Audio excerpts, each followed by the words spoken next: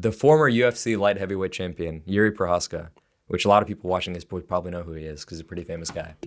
He, after every single fight that he has, whether he wins or he loses, he locks himself in his room for 3 days straight with no food, only water, and the only thing he has is like toilet and toothbrush and some books. But the books, he can't even read the books. He just has to write stuff down. It's like a notebook or a journal. You know anything. Yeah, it's like, oh yeah. Yeah. They said no book. No, But yeah, it's like a notebook or book. journal. Yeah. That's what it is. And yeah, I mean, a lot of people say it's a pretty psychotic thing to do.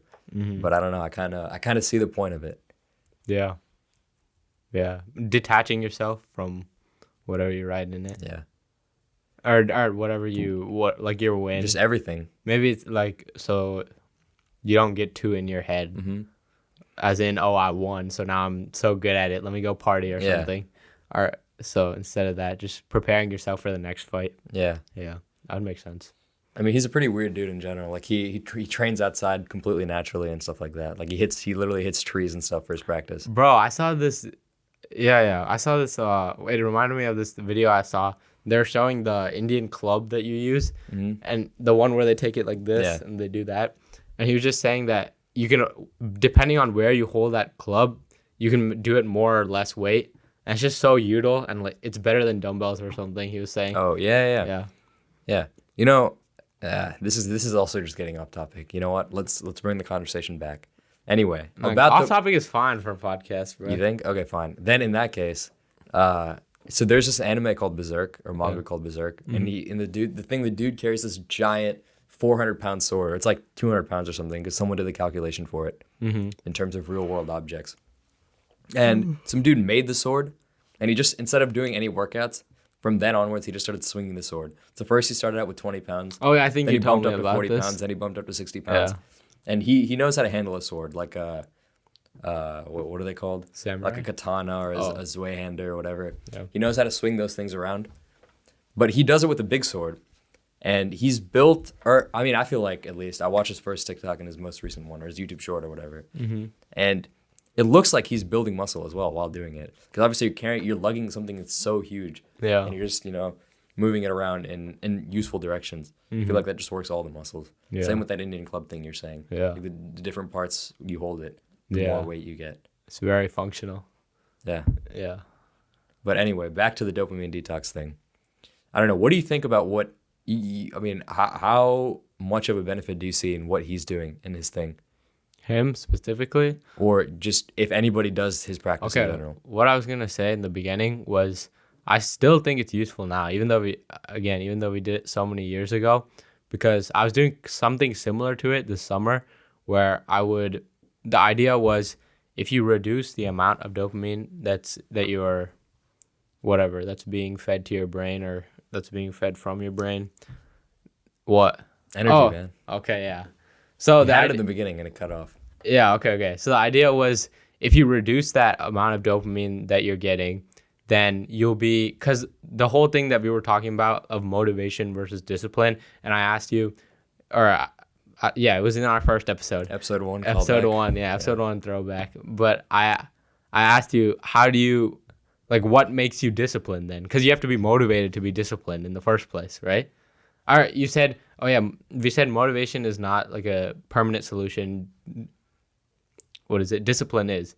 But then I asked, how do you even get disciplined in the first place? Or how do you, because even to get disciplined, you'd have to be motivated to be disciplined. But I think the solution with that, and I think we said that in this episode itself, is to just cut out things that make it hard for you to be disciplined. Like we said, doing good things, but also cutting out the bad things. So what I was doing was I was reducing the dopamine intake. So then I could more easily, I don't know, like pick up work or just like open up my laptop and pick up like whatever I needed to do. Yeah. And also, I feel like that's an underestimated thing in terms of even general life success in general, or I don't want to say in general twice, but general life success. Because I watched a video from Alex Hormozi, which is this YouTuber that's worth $100 million. And he didn't make $100 million off being a YouTuber. He had his own business first, and then he started YouTubing after he made $100 million to kind of sell himself as, I'm the $100 million guy. Yeah. But his his best advice, or I feel like the one that's most practical to people that are trying to pick up some motivation to do something in their life, is just cut out things instead of adding things. Yeah. Like no one should think, oh, I have to have a 10-step morning routine that gets me, in the mood to do this thing. You should just do that thing first. Do the first 5 minutes of that thing. And then that by itself will cut out all the other things that you were going to do instead of that.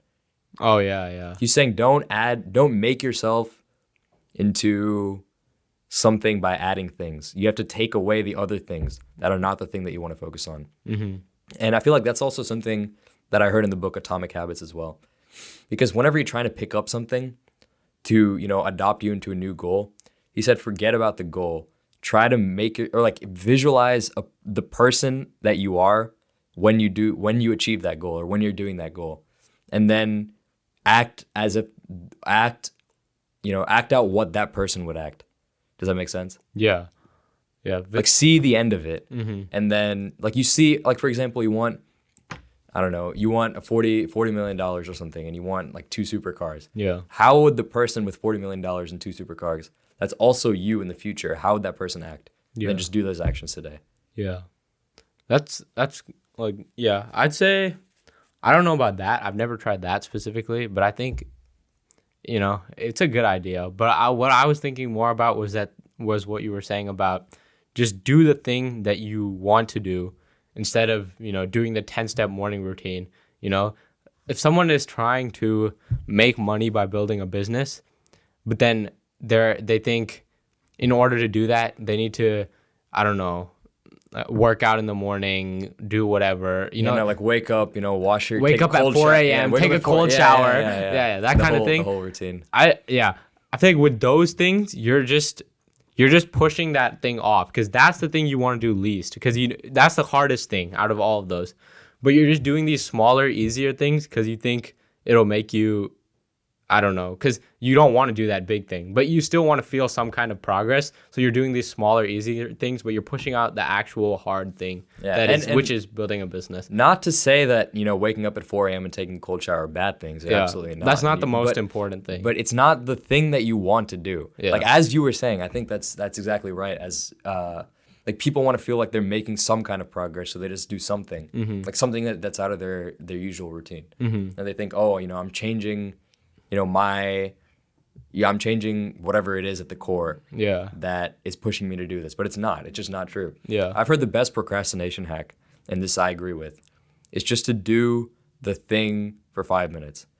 Like whatever thing it is that you're pushing off, just do it for 5 minutes. Just tell your brain you only have to do it for 5 minutes. Yeah. And that actually worked for me a couple times, back in the days when I didn't have motivation to go to the gym. I just go to the gym and I said, okay, I'll just do 1 set of bicep curls. After I do that 1 set of bicep curls, I'm like, well, I'm already here. I might as well just finish this workout. Yeah. And I feel like that same principle can be applied to a lot of different things. But I feel like the gym itself is quite an apt metaphor for any other thing that you want to pursue in life. Yeah, I agree, especially with consistency. Yeah, and discipline versus motivation. Yeah. The person that only goes to the gym whenever they feel like it versus the person who goes to the gym every day regardless of whether he feels good or not about it. Yeah, consistency I think is also something that the gym teaches you, or that the gym could teach you, because a lot of people, there's people who do it who are consistent with the gym and aren't consistent in other things as well. So I'm not necessarily saying you're going to learn it just because you go to the gym, but it translates across the gym and any other area in life where you won't see progress in the first few days, first few weeks, whatever. You just have to keep going. And then when you train yourself to keep going, then I feel like it's easier to train yourself to keep going in other areas of life. Yeah, I believe I have a strong belief that failure is just not real. It doesn't exist.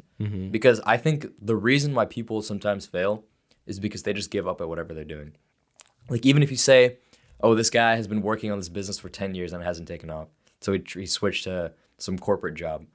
He failed. I think if he kept on going, give him like a few extra years, I still think he would have made it. Because all of like Elon Musk and all of them, they were also not doing well for a few years before they took off. Like they really had to push. They had to keep going on with the same exact thing until they tick off. So that's why I think a failure doesn't exist. I mean, you're just holding yourself back by saying, "Oh, I'm failing by doing this. I'm failing by doing this. How about I just stop now?" I think that anybody with anything, if they're going at it with the commitment to improve, I think they can get successful at anything they want to. Yeah. And also just that every single thing that you perceive as a failure is just something that you can learn from, and it's just going to help you get better. So in that sense, how is it a failure? If you're just going to become better from it, then isn't it technically just helping you towards success? Yeah, learning experience. Yeah. Yeah, because the people that also fail the longest are the ones that end up the most successful. Yeah. I mean, think of how long Jeff Bezos was just by himself with him and his wife packing the books in Amazon and hand delivering them. Yeah. Quite a long time, Yeah, I'd say. yeah. So, and look at him now. Yeah. Nowadays, he has and all it's this. so exponential for any kind of business, whatever. Gain growth is always exponential. Yeah. Because Jeff Bezos, even his wealth, it's like this, So I was gonna say, he used to do it all himself, and now he has those, young children in China doing it. many children. Many children. Yeah. So yeah, that makes sense on that part. But also, so I mean, are we saying that, cutting yourself off from everything is the way to push yourself towards that? I mean, okay, what I was saying was, again, you shouldn't use this as something to prevent you from your goals. Like, I'm going to do dopamine detox instead of, actually building my business. Mm-hmm. Like, if you think about it like that, then I don't think it's a good thing. But also, okay, actually, just continue. But if you're using it as, I guess, if you're thinking of it as less of a movement and something that you're just going to start practicing in your life from now on, it's not like a strict movement that you're going to follow for this 1 week. And then you're going to see, because even when we did it for 1 week and then we just went back to it slowly. So it's not something that you just do for 1 week. But if you think about it as something that you're going to stick with and you're going to do more permanently and consistently over a longer period of time, while also doing whatever you want to do, or whatever you're aiming to do, such as building a business, then I think it can be very beneficial. Yeah, I agree. Yeah, because the same thing that I was saying earlier, when you remove the dopamine from your life, such high dopamine intake from your life, you're more motivated to do something. I was talking about this with a friend the other day, and he was saying that, he just feels, whenever he's not doing something, he just feels sad. And that's like an extreme, right? That's just like you're always being stimulated with something that you think you need to be, you're sad when you're simply not doing anything. And the truth is, when you're building a business or something, it is going to be difficult. You're not going to be enjoying it. It is going to be difficult. It'll feel the same way when you're sitting alone in your room and you have nothing to do. That's what building a business is like, right? Yeah. So it's just preparation for that. Or it's not even preparation. You need to be able to do that. You need to be able to sit in your room and do nothing in order to build a business. Yeah, that's expertly put, as one might say. But also, when I was, to the point that you were saying about people only saying, I'll do dopamine detox because it's some trend that I found on TikTok. I'll do it for 2 weeks and I'll delete everything. Yeah. And then after 2 weeks, they just download everything again and Yeah. just go back to it. Yeah. I think that's, obviously you're saying it's not a good thing, but also I feel like, what one has to do for a dopamine detox is they just have to build it to a level where they're slowly taking away things and they can sustain it over a long period of time. Like, for example, if I'm really thinking about it, I have been really doing a deep dopamine detox since we said we would. First, I mean, back then I had TikTok, Instagram, Snapchat, Twitter, I had all of it. Yeah. I took away TikTok, Instagram, Snapchat because I barely use them anyway. And, I didn't miss them that much. Like, my phone wouldn't go over to the TikTok button whenever it was deleted or anything. But then, and then my hand. Or yeah, my hand. Or did I say my phone? Yeah. Bro. Yeah, my hand wouldn't go over on my phone to where the TikTok button was. And then now, recently, like 2 days ago, I just deleted Twitter. Because I was like, I'm spending way too much time on this thing. Even though some of it is educational, I'd say most of it is junk. And then now I'm like not debating, but I'll probably do it. Just delete YouTube as well. Because what do we actually need? For me, it's a little bit different. TikTok was my biggest thing. I was actually an addict. And I think that's what can be said for most people. TikTok is so addicting. And we even talked about this in an episode. We talked about it on a bunch of episodes. Bro, it's so addicting. But I was actually addicted to it. Really, you think? Yeah. I feel like, I have TikTok on my phone currently because we... Yeah, because that's the point I'm getting to. We post, and then I just don't look at it That's at the all. point I'm getting to. But then at one point, I just went such a long time without TikTok that I was... Because I don't know what motivated me to do that. I think it was, I had a bet with a friend, and we said we were both trying to help each other get better. And we said whoever uses TikTok first, what did we say? Pays the other person $50 or something like that. Okay. So and during that, I went like 7 months without TikTok, right? After that, obviously, I got back on TikTok and I got addicted again. But then when I did that Who won the bet though? You or your friend? Let me see. My friend. Okay, but so then after that, yeah, obviously I was like, all right, whatever, pay this guy. And then I got addicted again. But then once I did this dopamine detox thing again, I was like, holy, I went 7 months without TikTok. There's just no way that I can't do that again. So I just did that again. And then since then, I haven't used TikTok. So I guess that's what had it for me. Like, I don't know. That's how I beat addiction. To that, I'm sounding like I beat addiction to something serious. But like, no, internet addiction. It's the most normalized addiction. It's the most normalized addiction. But that's how I stopped using TikTok. And now when I get it to like post something for our account or just anything, I have no temptation. Another thing that made me use TikTok less was once I would. It's like a compound effect. Once you'd because before I was so addicted that I would watch every single, there's like a friends page, right? So there's a friends page, and I would make sure I watched every single friends page until I got to the one from the day before. So there was no unwatched videos on my friends page. So then, but when I went without TikTok for so long, right, there were just so many, and it was overwhelming. I'm like, there's no way I can do this. So then I just deleted it. Oh, really? Yeah. So that was the other thing for me. And also after TikTok kept adding more and more features, and that was also overwhelming. So I just I don't need this app anymore. And I gave it away. But yeah, those two things were kind of what got me off TikTok. And then I guess for Instagram it's not addicting as TikTok, but it's just, you just think what I think, I guess TikTok, the first thing whenever I beat TikTok, that helped me also beat other apps, I guess, or stop using other apps. But for Instagram, I was just thinking there's nothing will change if I don't like this person's post, if I don't watch this person's story, if I check this person's DM like a month later. If they really needed something, they would text me. They would try to contact me in other ways. Literally nothing will happen if I'm just off Instagram.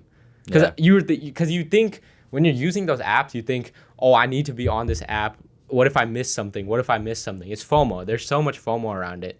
I mean, I don't know how it is for you, but I feel like this is for the general population. But then if you really think about it and you think there's literally nothing will change if I just get rid of this app. Not a single thing in my life will change, Yeah. I mean, I agree, yeah. I mean, even since when I was young, I never followed any people on Instagram besides people that I know. And now I think it's people that I know and UFC fighters, which I should really stop doing as well. I mean, I don't use Instagram anyway. It's so easy. It's just a blue button. You hit follow. Yeah. But then you don't realize how much content they're going to be pushing towards in your feed after that. Well, yeah. But I don't know. I guess at one point it was like that for me as well. Yeah. Because, back the old account, the old Rapa. Oh, yeah. There's so much stuff on my feed. And there was a point where I thought exactly like you, where I thought, I should just keep up with everything on here. Yeah. And I went through, because I knew a lot of those people at the time were new online. Yeah. And I just went through and I liked all their posts. All these new people are posting. Yeah. But then after a while, I was just like, who cares? Yeah. I just stopped looking. It has no effect on me in the real world. Yeah, and it's even now, it is literally. But even now, whenever other people are posting, it's like whatever, Like I already know. Yeah. Like for example, if people that I know post about a school event, or people, friends outside of school post about, the time that we went to Chicago or something. Like, I was there. I was in Chicago. There's, what's going on? Yeah. Yeah. I don't know. I guess I don't really feel that FOMO anymore. Yeah. Because if there's a school event, I was more likely than not there. Versus, if outside of friends post something, then it's either not relevant to me or I was there. Yeah. So Yeah. That's how I feel about a lot of things. I feel like Yeah. nowadays, at least. Yeah.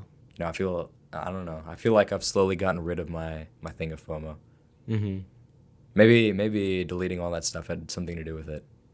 Yeah. You think? Because I feel like it's not just you, and I mean, and you are on the less intense side as well.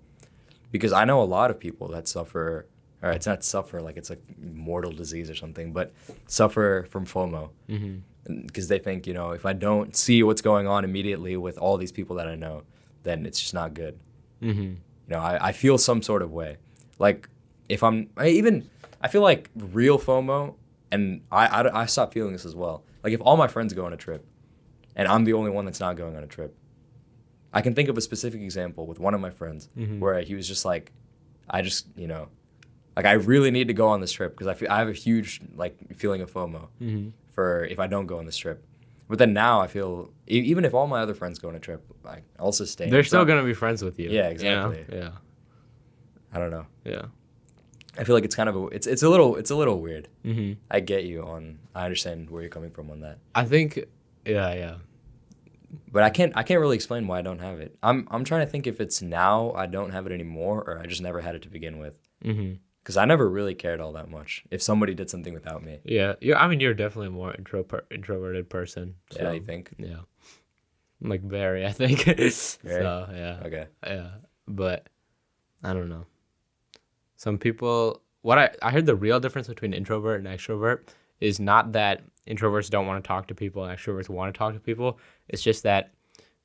So for introverts, their recharging is when they go hang out with people that drains them and they get recharged when they're alone. For extroverts, it's when they're alone, they're getting drained, and then when they go hang out with people, their energy reboosts. Mm-hmm. I don't know. If you're explaining it like that, in that case, I don't know if I'm a true or pure introvert. Because there are some situations, there's like a time and a place where if I'm hanging out with somebody, I feel great. It doesn't even matter, even if the person's like the worst person ever. Mm-hmm. Like I feel fine, or not even that I feel fine. Like I feel better being with that person than I am in just by myself. Does that make sense? Yeah. But there's other situations in which I'm like, oh, I really just don't want to be here. Mm-hmm. I'd rather go home and sit by myself. Okay, but that's situation dependent, I think. But let's say we control that, and it's just the same. Like you. I don't think I have a natural inclination towards either. I feel like I feel both a pretty even amount of times. Okay, then maybe you aren't. Maybe that's just because you have bad experiences with certain people. Maybe it's not even certain people. Let's talk about it. Can be the same person, but in some scenario, I don't know what it is, but in some scenario, I just feel like I want to hang out with this person right now. Well, no one's 100% extroverted or 100% introverted. I'm just saying, which one do you like a spectrum incline towards? I'm not sure because I can tell you right now, there are very specific. It's not even very specific. Like it happens a lot, where even by the hour sometimes. Maybe it's like a mood swing or something, but even sometimes by the hour, I feel, I just don't want to be here. Like I'm too tired to be talking to these people at the moment. Like I can't give my 100%. And then just instantly, almost there's just a switch. Something happens. I usually notice that I'm trying to establish a pattern recognition in my mind. But when I was younger, when like in middle school, for example, I'd usually feel more introverted before something big like a test. And then after that test was over, I'd feel more extroverted. Like I'd gain energy from talking to people. And I've noticed it's the same way throughout high school as well. But it's not tests anymore. Like if there's something big that I had to do earlier that day, I'd feel worse before that thing happened. But then after that thing happened, I'd feel better. That in a sense is almost you're preparing yourself for whatever you need to do. You need to be if you have other influences in you are not like if you have other influences that are influencing you before you do that whatever that big thing you need to do, then you get distracted from that. So when you're introverted not when you're introverted, but when you're by yourself and you're thinking only about that big thing, then you're focused on it. I think that's what that is. When you need to be alone before, for example, a test to prepare your mind for that test. But then after that, you're good. You're free. So then you go back to your natural state. Yeah. You think that's your natural state? I don't know. Because I feel like I know what you mean. There's the same thing. At certain times it's I when you're with a group of people, you're just like, I don't want to be here. The same group of people, and then at certain times you don't. But I think almost in this definition, you have to factor that out. I'm just saying, I believe this. There are people who, when they're by themselves, they're recharging, and there are people when they're out, they're out. Out is bad. Out seems like you're partying or something. Okay, just when you're with other people, yeah, then you're recharging. And the analogy also works in this sense, meaning the reason we see introverts in the way we do is because, think about it like a phone battery. You can keep it in charge for however long you want, but you can't keep it out of charge. Okay. So introverts can be by themselves however long they want, but they can't be out for as long as they want. And then extroverts, they can be out for as long as they want, but they can't be in for too long. Okay. So you're comparing a person to like a phone battery, and you're saying it's different things that make different people charge. That's like USB-C versus an Apple charger, for example. What do you mean? Like USB-C is an extrovert, and the Apple charger is like an introvert. Like it's different things that make the same thing charge. Yeah. I don't know. When someone explained this analogy to me, that's what I understood it like. But I don't know if that's if we can really draw that to something natural within you, or I don't know, inherent within you.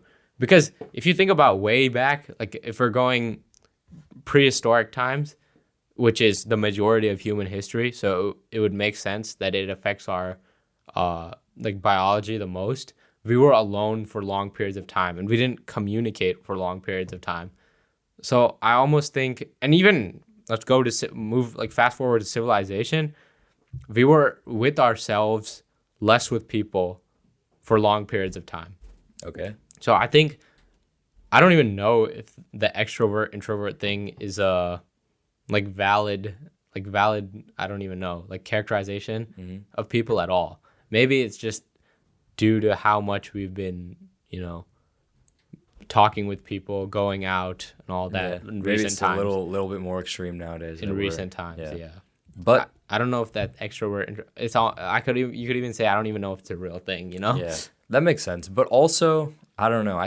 Now that you've got me thinking about it, I still can't think of a real explanation for why I feel a certain way and sometimes, and why I don't feel the same way. Even if it's with the exact same people, exact same scenario. I think it's because when you have something on your mind, you need to be by yourself. But even sometimes I don't have anything and I still feel that way. But maybe you don't know that because we're so disconnected from our thoughts than people used to be, just because of, we're on our laptops, we're on our phones, we're on our TVs.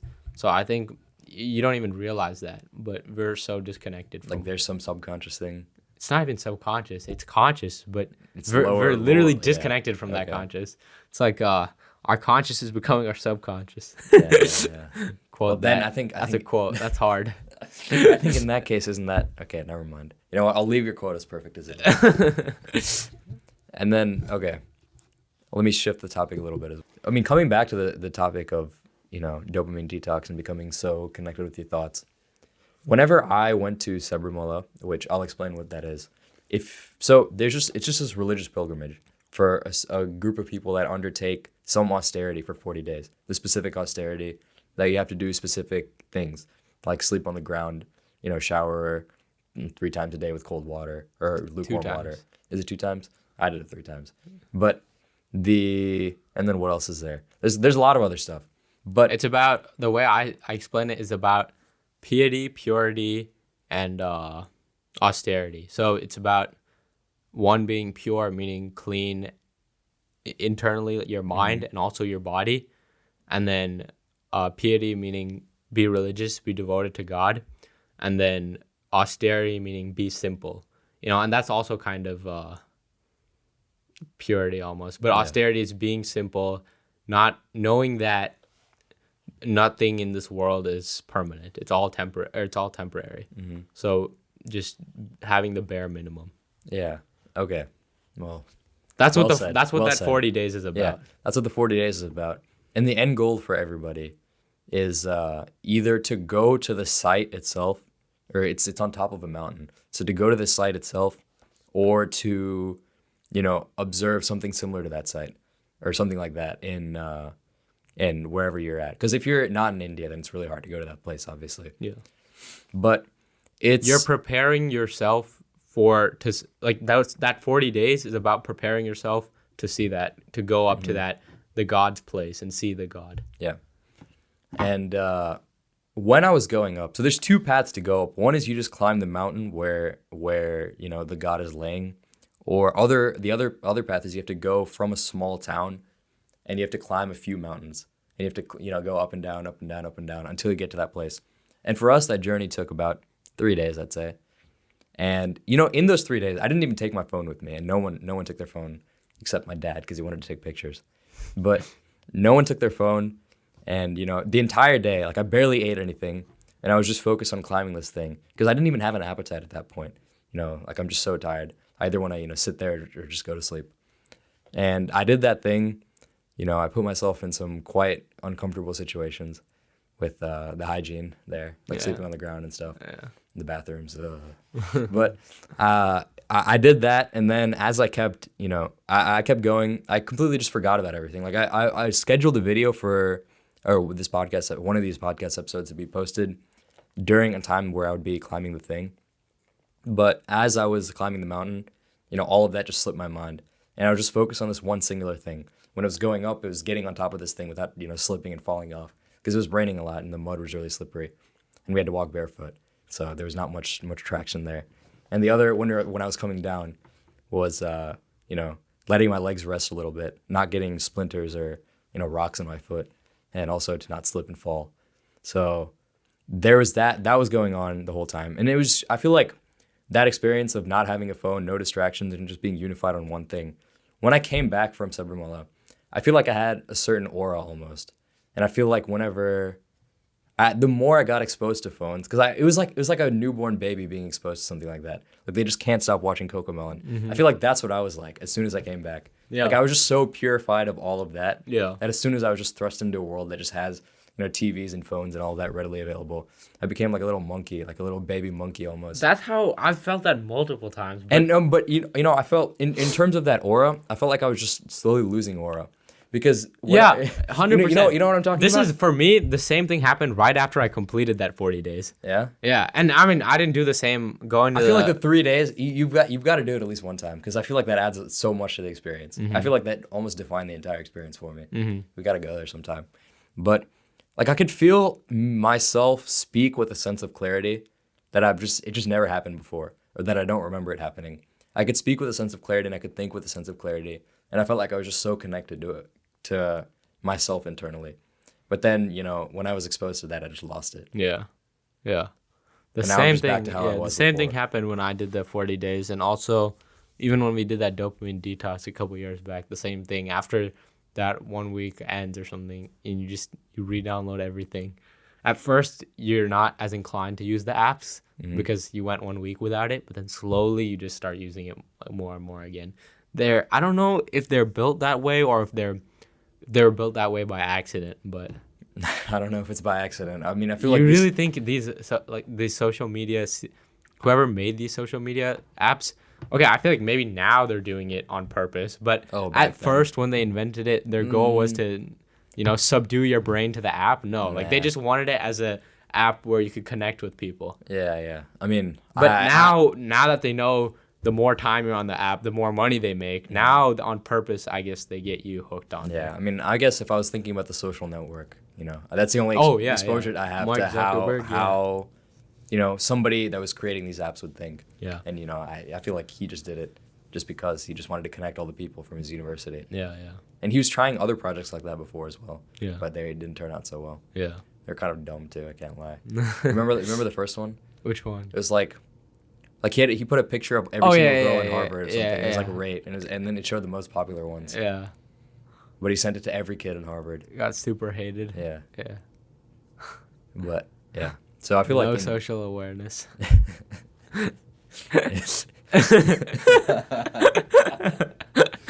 Is that worse than the edit? What? No, I feel like the guy that made the edit, he I don't know, he might have a bit of Mark Zuckerberg in him. That's what I was laughing at. No, not the intellectual capacity. Hey, you never know. Put the intellectual capacity and zero social awareness together, and then you get the next Mark Zuckerberg. Hey, right. I'm trying to think of someone. Actually, I do know someone. Yeah. You want to shout him out? Or? No, I'm good. Okay. But yeah, I don't know. That's the other thing I want to bring up. The aura point. Mm-hmm. The point of I feel like the word that I'm looking for is clarity, Mm-hmm. because I just felt so clear in everything that I was speaking about or acting about. I feel I like have minor thalassemia. Hmm? I have minor thalassemia. What's that? That's why I yawn so much. It's like when you have less. Oh wait, no. Finish your point. I was just yawning, and then I thought of that. Yeah, no. But I feel like I enjoyed being around other people at that time, and other people enjoyed being around me at the time. Mm-hmm. Like in terms of what I noticed in their shift in demeanor and stuff like that. Yeah. So that's all I had to say. So Yeah. What were you on about? It's like when you have less red blood cells or something. Oh, really? But basically, you have less ability to absorb oxygen. I've heard about that. Yeah. I have the minor version, but if I reproduce with someone who also has minor, my kid has a higher chance of having major. So I have to make sure whoever it is doesn't have minor thalassemia. I don't know. What if they're the best person ever, but they have minor thalassemia? Can't. Major is horrible, bro. They have to be they have to have these like tubes attached to them and stuff. It's Oh, really? awful. Yeah. Okay. So And do it for the sake of your kid, if anything. Yeah.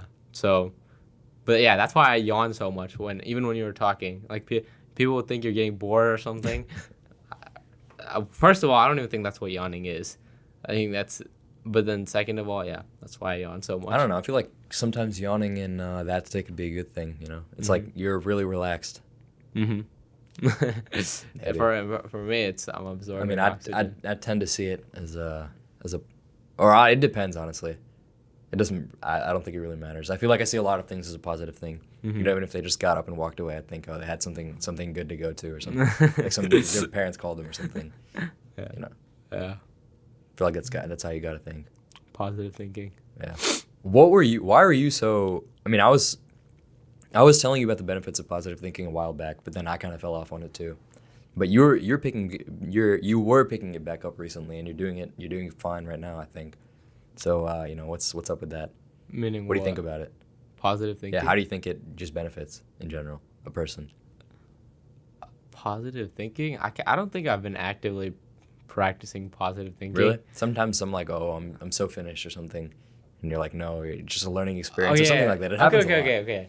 That is, I think, what I've been on recently is the power of belief. Okay, I saw something that really hit me the other day, and it's wrong on certain levels. I was talking about this with a friend, and he was like, "That's so dumb. That doesn't make any sense." But I still think it makes sense. I'll get to the debate we had, but anyways, whatever media I consumed in that moment was saying, the human brain is the only whatever media. What? I don't know. It was either a YouTube video or okay. YouTube short or something. That is like a book versus movie or something. No. Okay. But it was whatever. The human brain is the only machine in the world that can program itself. Oh yeah, you were telling me about that. Yeah, as well. that's if you really think about that, that's insane. Like, you can tell yourself what to do, and that's just insane because nothing else in the world can do that. But here's where my friend was saying, like, what, animals can't do that? Or what, like, we don't have that for now, but what about AI? Can AI do that? But, I feel like we had a debate about, I'll go to AI first and then I'll hit animals because I just said AI. Mm-hmm. AI, remember when we were talking about is AI conscious or not? Or can AI ever be conscious? And you were saying no, right? Mm-hmm. Because, like, you want to explain that? Oh, yeah. I was just, to put it simply, I was just saying, I don't think that there's anything in the body that can generate consciousness. Your body is kind of like you putting on new clothes and then discarding them and putting on new clothes. Yeah. I think that's what bodies are for the consciousness. So, okay, yeah, but, like, let's get into AI. Like, why can't AI... why can't AI have consciousness? Yeah. It's just the same principle applies. I don't think... I don't think a human can make consciousness by looking at it through the body. Yeah, but through that lens. Let's throw the pre-assumed belief that consciousness is separate from the body. Let's throw that to the side and think about just AI. Like, why can't it? Why when it learns or something, because we were talking about how before the method with AI was to build these neural networks, but then we figured out, oh, you need so many neurons to build a neural network, and that's just not possible. But we were saying that the AI can't, because what artificial intelligence is, as we said, was it's learning on its own. But like even in that sense, is it like what? Like is it programmed or what I'm saying? Programmed. It is all a program. But is then it programmed though? Because at that what point, what it's just separates what it is. artificial intelligence from computer programming or from a computer is that it's not programmed. It's learning on its own. Yeah, but it's programmed to learn on its own. What? Artificial intelligence.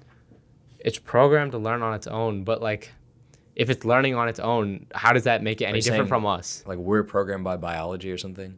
Yeah, maybe we're programmed to come up with things. By those monkeys or something? Well, but no. No, okay, but yeah. So what's your point with that? You're saying AI, that is consciousness? That's what consciousness is? So I'm saying my point was, okay, I do believe, okay, let's bring that assumption back. I do believe that consciousness is separate from the body or whatever. But I'm just trying to think about it in terms of, or I'm trying to almost play devil's advocate here and think about it in terms of like AI. Like why can't AI be conscious? I feel like we had a good reason in that episode. I guess the more important point that I wanted to bring back up. We had a good reason, right? We even made a short out of it. What? That why AI can't It was the same. be conscious. I think it was just what I said. Maybe I explained it badly, but all I was saying was, if consciousness is separate from the body, then nothing that we do to activate consciousness in an AI could give it consciousness. It just but can't I feel like happen. we came up It with a can't reason exist. throwing that belief aside that consciousness is separate from the body. Like we put that aside and we were saying, oh, this is why AI can't be consciousness because we were talking about neural networks. It programs itself in a different way. All right. Anyways. Okay, well, we don't even have a clear definition of what consciousness is. Yeah. I could say my conscious perception is whatever I'm doing with my body, but then also you.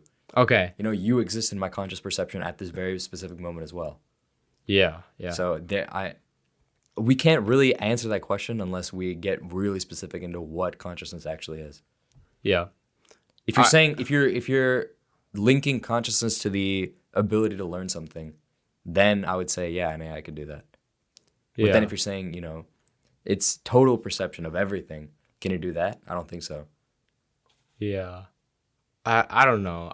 This is getting a little bit complex. Yeah, I'll circle back to what I was getting at. Okay. So, and then maybe we'll find the answer through there. You were asking me why I was positive thinking, and I told you, or why I've been thinking more positively. I told you it's not really positive thinking. It's just that power of belief thing. When I heard that your human body is the only thing that can program itself in the world, that's insane. You literally control where you want to go, what you want to do. So what I've been doing is I've been just telling myself, like, instead of, I'm finished, like, there's no way I can do this, right? Yeah. Just tell yourself, it sounds so cringe or whatever, or corny, I don't know. That doesn't matter. Corny doesn't exist. Yeah. Okay, it's cheesy or whatever, but it's like, if you tell yourself I can do this, then the shift in your mindset, it's insane. And it becomes, I've seen it happen so many times to me. For example, there's just one instance where I was just hiccuping or something. And then I was like, because you can stop hiccups. There's a very good, there's a proven way to stop hiccups. Yeah, you breathe in and you hold it. So you let it out through your mouth. Yeah. But anyways, if you just tell yourself, I can't stop this, then one, you're not even going to make that effort to try to stop it. Mm-hmm. So I told myself, like these hiccups, I can stop these hiccups. Like what, why is this going on? And then it just stopped. Okay. And then there was something else like that happened. It's just many instances. The hiccups is kind of bad. It seems like a small thing, or it could have just happened by coincidence. I can't remember the exact instances, but there were multiple things that happened that way where I was like, all right, you can do this. Like, this is gonna happen. This will happen, and then it just happens. Yeah, you know what that reminds me of? I mean, with this being a good day for the UFC, with the most anticipated featherweight matchup since Conor McGregor beat Jose Aldo. If we're thinking about Conor McGregor, I saw a thing where he was saying, back in the day, before he was rich, before he was successful, he just think to himself, he'd exactly visualize something. Like he said, he started with something as small as, he pulled up into a parking space in the mall, and he's saying, I strongly visualized that front parking space being open for me. And when it was open, I just celebrated it like I won the double title. But when it wasn't open, I was like, oh, I have to believe harder next time. And the thing that's really remarkable about early Conor McGregor before all the fame was he would predict the way in which he would knock out his opponents. So he'd say, he's gonna overextend his right hand, and I'll pull counter with the left hook. And he'd do it in that exact same way. When he beat Jose Aldo, he practiced the exact combination that knocked Jose Aldo out in 13 seconds. He practiced that combination in his locker room right before he walked out to the fight. Think of how insane that is. Yeah. I mean, he was thinking about doing that exact combination, and he knew that exact combination would knock down Jose Aldo. It might even be a probability thing. When you convince yourself that something is going to happen the way it is, and you think it's the most probable outcome, for some reason it happens. I don't know. Yeah, and I think that goes back with what I was saying in the beginning as well, where I said, instead of doing all this 10-step morning routine, just think of yourself as the person with the $40 million, or the person that's achieved all your goals. Yeah. Let's take money out of the equation. You think of yourself as a person that's achieved all of your goals, and you think, what would that person be doing? And you just do that thing. I feel like naturally the world or the universe or God or whatever belief that you might have, I feel like that will just present itself to you. Yeah, yeah. You know what I mean? There's even a verse in the Bible where it's something like Jesus tells one of his apostles, like Paul or something. Well, actually, I don't want to say, who it is specifically because I don't remember. I'm just throwing it out there. But he tells him, pray for what you want and then behave like it already happened. Mm-hmm. And he's saying that's the way to get what you want. Yeah. So I feel like, there's a lot of things I can do in that. Maybe it is a probability thing. Maybe it can be explained. Yeah. But, at least when you believe that something's going to happen like that, there's obviously a higher chance of it happening than if you don't believe it at all. Yeah. Like, for example, I was saying this to, my cousin who plays. Because then you start acting in the way that it will happen. Yeah, exactly. So maybe that's the reason.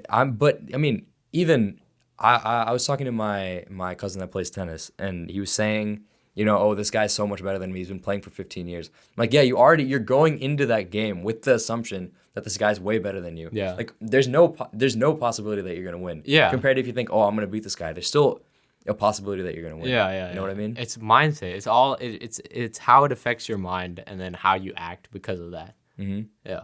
I think that's what it is. That's a better explanation than, you know. But, as far as I know, it has a 100% success rate. Yeah, same. It just just doesn't fail you. If you truly believe that something is going to happen, it just never fails you. Yeah. I think that's where you're saying your whole thing about the power of belief. And almost you have to tell yourself that, so then you keep with it. Yeah. Yeah. Repetition and all. I don't know. 54. Okay. But, I feel like we could extend this a little bit.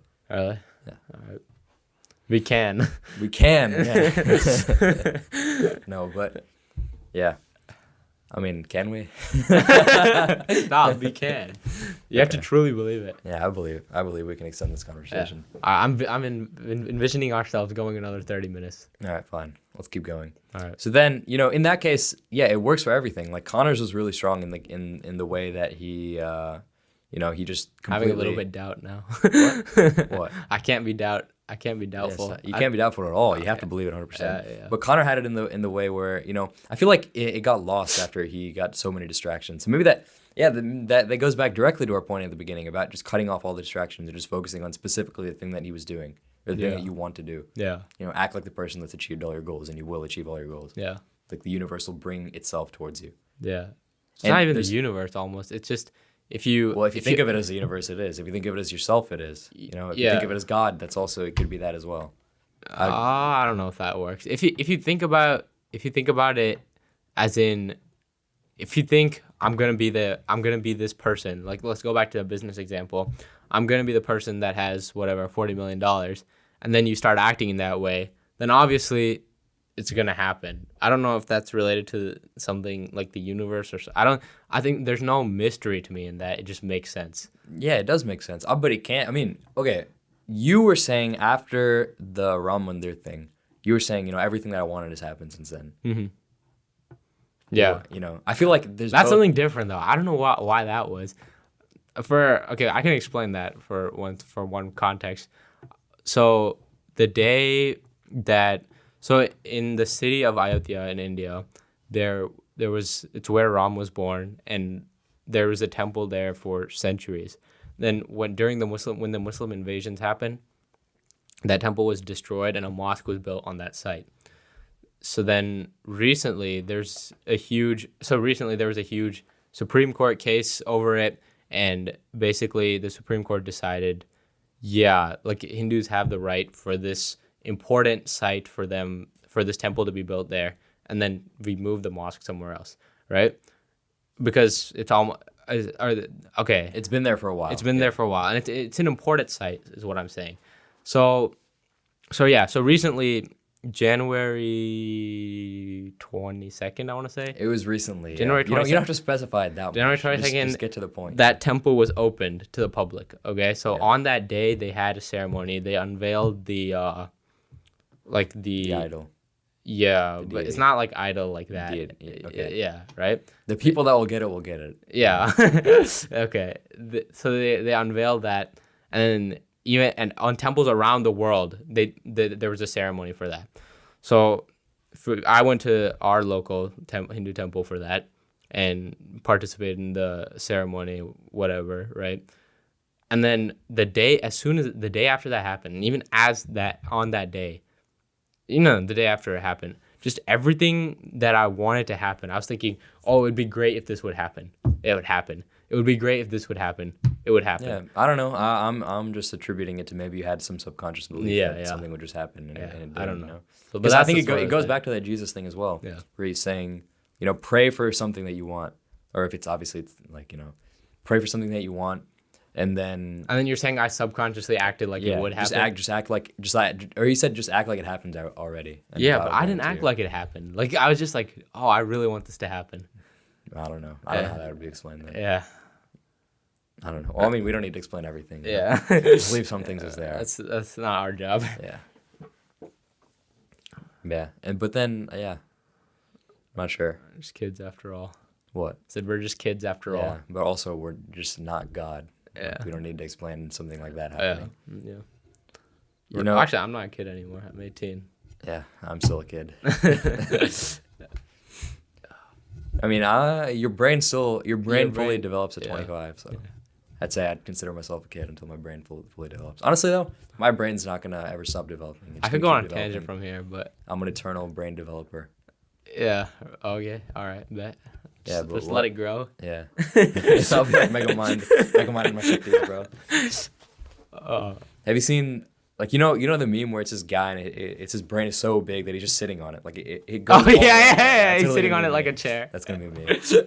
Yeah, but what's a tangent? Let me hear the topicality, and I'll decide if it's worth going through with or not.